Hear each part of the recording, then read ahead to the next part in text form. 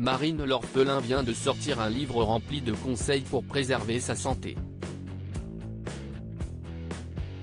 À cette occasion, l'ex-Miss devenue médecin généraliste s'est confiée sur France Bleu sur sa propre rupture et les enseignements qu'elle en tire. Retour à la vie parisienne pour Marine l'orphelin. La Calédonienne de cœur a quitté l'île qu'il avait accueillie à la fin de ses études de médecine, il y a 2 ans. Cette destination n'avait rien d'anodin puisque Miss France 2013 souhaitait se rapprocher de son ex-fiancé, Christophe Malmezac. Là-bas, la jeune femme a pu faire un stage de 6 mois en gynécologie et ouvrir son cabinet de médecin généraliste. Parallèlement, la reine de beauté planchait sur son mariage avec l'entrepreneur.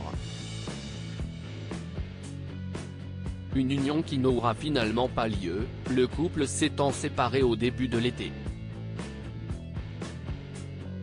Marine l'orphelin, ces conseils qu'elle donne aux personnes qui viennent de se séparer. La Mâconnaise a donc réinvesti la capitale où elle se réjouit de retrouver ses petits repères dont sa sœur, Louane, également adepte des concours de beauté.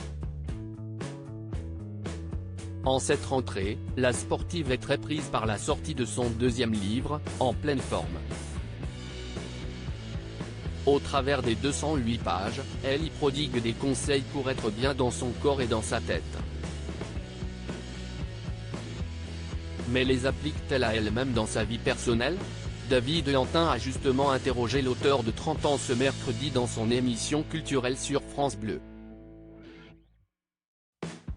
Et quand on lui demande comment faire pour se relever d'une rupture, la principale concernée préconise, tout d'abord, d'une manière générale, je pense que parler de ses difficultés s'y est déjà la première étape vers aller mieux, donc assumer ses fragilités, en parler autour de soi avec ses proches pour avoir une aide adaptée.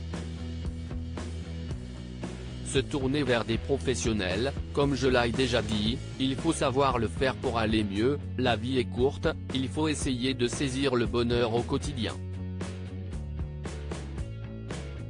Marine l'orphelin, comment elle traverse sa propre rupture? Sensible à la question, l'amie de Camille Serre Iris Mittenard finit par dévoiler ce qu'elle fait en cette période compliquée. Moi, je suis quelqu'un d'extrêmement positif et je suis un peu hyperactive, j'ai tendance à me remplir de projets, de sport, de mes proches, de rencontres pour combler ce vide ou ces difficultés. Cela dit, la chroniqueuse du magazine de la santé précise qu'il ne faut pas non plus les mettre de côté et les oublier.